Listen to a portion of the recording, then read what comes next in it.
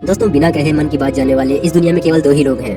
एक तो पूरी दुनिया की देखरेख करने वाले भगवान और दूसरे हनुमान जी के परम भक्त बागेश्वर धाम सरकार जी, जो कि अपने चमत्कारी कार्यों से लोगों को हैरत में डाल देते हैं। आए दिन इनकी वीडियोस यूट्यूब, फेसबुक समेत कई सोशल मीडिया प्लेटफॉर्म्स पर वायरल होती रहती हैं। कभी ये लोगों के झूठ को सामने लाते हैं तो कभी उनके अंदर के भूतों को भगाते हुए नजर आते हैं। हर कोई इनके चमत्कार को देखकर हैरान है। और अब तो मनोज तिवारी से लेकर अमिताभ बच्चन, ओझा सर से लेकर फिजिक्स वाला, यहाँ तक कि मोदी जी भी इनके फैन हैं। और तो और कहा जाता है कि बागेश्वर धाम सरकार का एक अदृश्य सेनापति भी है, जो कि भूतों को भगाने में उनकी मदद करता है। तो क्या है बागेश्वर सरकार की असल सच्चाई, चलिए जानते हैं। दोस्तों, यूँ तो हमारे देश में कई बाबा आए और गए। कई सारे लोगों ने उनके आश्रम और धाम पर माथे टेके। यहाँ तक कि बड़े बड़े कई फिल्मी सितारों ने भी कई बाबाओं के दरबार में हाजिरी लगाई। लेकिन जो प्रसिद्धि इस समय बागेश्वर सरकार को मिल रही है, वो आज तक कभी भी किसी को नहीं मिली। लंबे बालों वाले, माथे पर चंदन और अक्सर सर पर पगड़ी बांधे नजर आने वाले बागेश्वर धाम सरकार की बात ही कुछ और है। और इसका सबसे बड़ा सबूत बड़े बड़े फिल्मी सितारों का इनके दरबार पर आकर इनके प्रवचन और गीत सुनना है। फिर चाहे मोदी सरकार के सबसे दिग्गज नेता और भोजपुरी गायक मनोज तिवारी हो, या फिर साउथ मूवी के एक्टर सुमन तलवार, जिन्होंने बागेश्वर धाम आकर बाबा के नाम पर ठुमके भी लगाए और बागेश्वर सरकार के प्रवचनों में सम्मिलित भी हुए। अभी हाल ही में सदी के महानायक अमिताभ बच्चन जी की भी एक वीडियो बहुत ज्यादा वायरल हो रही थी, जिसमें वो बैठकर बाबा के कीर्तन का आनंद ले रहे थे। और दोस्तों, ये सब कुछ एक रात का चमत्कार नहीं है, बल्कि इसके पीछे एक ऐसे बच्चे के संघर्ष की कहानी छुपी हुई है, जिसके संघर्षों के बारे में जानकर आपके भी आंखों में आंसू आ जाएंगे। दोस्तों, वैसे तो सोशल मीडिया पर एक बार कोई वायरल हो जाता है तो उसकी जिंदगी बदल जाती है, पर बागेश्वर धाम सरकार तो हर हफ्ते वायरल होते रहते हैं। लाखों की संख्या में लोग अपना काम धाम छोड़कर उनकी बातें सुनने और उनके चमत्कारों को देखने में लग जाते हैं, और अपने दुखों और कष्टों को दूर करने के लिए बागेश्वर धाम भी पहुंच जाते हैं। दोस्तों, ये सब कुछ अगर सच हुआ है तो बागेश्वर धाम के चमत्कारों की वजह से। कहते हैं कि बागेश्वर धाम पर स्वयं हनुमान जी की कृपा बनी हुई है, जिनकी सहायता से बागेश्वर धाम सरकार लोगों के मन की बात को जान लेते हैं और उसके बताने से पहले ही एक कागज पर उसकी समस्या और उसके उपाय लिख देते हैं, जिसके कई सारे प्रमाण आपने सोशल मीडिया पर वीडियोस के जरिए देखे होंगे। जब व्यासपीठ पर आकर कोई अपनी समस्या को बताता है तो बागेश्वर सरकार एक पर्चे को देकर वो पर्चा उस शख्स को पढ़ने के लिए कहते हैं। पर्चे को पढ़ने के बाद भक्तगण पूरी तरह से आश्चर्यचकित रह जाते हैं, क्योंकि जो दुख और परेशानियां उन्होंने बताई भी नहीं थी, उन परेशानियों के बारे में बाबा पहले से ही उस पन्ने पर लिख चुके थे।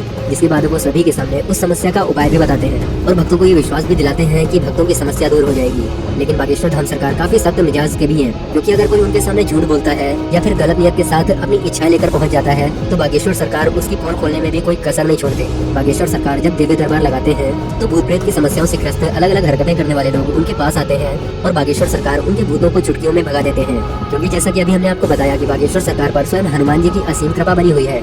और ये तो आपने सुना ही होगा कि बहुत पिशाच निकट नहीं आवे, महावीर जब नाम सुनावे। और महावीर से याद आया कि जो लोग भी हनुमान जी के परम भक्त हैं, वो कमेंट सेक्शन में जय श्री राम लिखना ना भूले।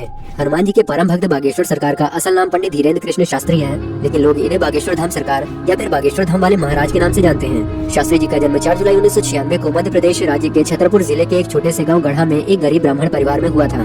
अपने एक इंटरव्यू में उन्होंने बताया था कि जब वो 9 वर्ष के थे तभी से उन्होंने अपने दादा गुरु के कहने पर हनुमान जी की भक्ति, सेवा, साधना और पूजा करनी शुरू कर दी थी, और उनका मन हनुमान जी की भक्ति के अलावा और किसी भी काम में नहीं लगता था। ये हनुमान जी की भक्ति का ही असर है जो वो आज अपनी चमत्कारी शक्तियों से लोगों की मदद कर पाते हैं। शास्त्री जी ने अपनी भागवत में एक बार ये बताया था कि जब वो छोटे थे तो उन्हें गरीबी के चलते कई बार 3 दिनों तक भूखा भी रहना पड़ता था। जहाँ शास्त्री जी का घर हुआ करता था वहाँ पर हनुमान जी का 300 साल से भी ज्यादा पुराना मंदिर मौजूद था, और वहीं पर शास्त्री जी के दादा गुरु भी उनकी तरह दिव्य दरबार लगाते थे और लोगों की समस्याओं को दूर करते थे। पर इनके दादा गुरु की मौत के बाद वो दरबार खाली सा हो गया था। 9 वर्ष की उम्र से बालाजी सरकार यानी महावीर हनुमान जी का ध्यान करने के साथ साथ वो रामायण और महाभारत जैसे ग्रंथ भी पढ़ते थे। इन्होंने ग्रेजुएशन की डिग्री भी ली, पर हनुमान जी के चरणों से इन्होंने अपना ध्यान नहीं हटाया। कई सालों तक हनुमान जी की भक्ति करने के बाद हनुमान जी ने अपनी कृपा उनके ऊपर की, और अचानक से ही उन्हें अपने ऊपर असीम शक्तियों का एहसास होने लगा। उन्हें एहसास होने लगा था कि वो लोगों के मन की बात उसके बिना बोले ही पढ़ सकते हैं और लोगों की समस्याओं को दूर भी कर सकते हैं। अपनी इन शक्तियों की मदद से इन्होंने लोगों के दुखों को दूर करना शुरू भी कर दिया।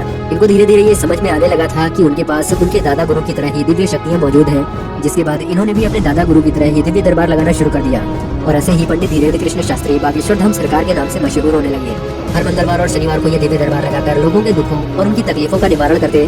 जिनकी अर्जी लगती थी उन्हें बागेश्वर धाम अपने पास बुलाते और उसकी समस्याओं को उसके बिना पूछे ही उसके सवाल और सवालों का हल एक पर्चे पर लिख देते, जिससे लोगों का विश्वास बागेश्वर धाम के ऊपर और भी मजबूत होने लगा। आपको ये बात जानकर हैरानी होगी कि शास्त्री जी भारत के अलावा अन्य कई देशों में भी दिव्य दरबार लगा चुके हैं और लाखों लोगों की मदद भी की है, जिसके चलते कई लोग तो इनको भगवान भी मान चुके हैं। कई महिलाएं तो इनकी खूबसूरती को देखकर अपना दिल हार चुकी हैं और इनकी एक झलक पाने के लिए दरबार में आती हैं।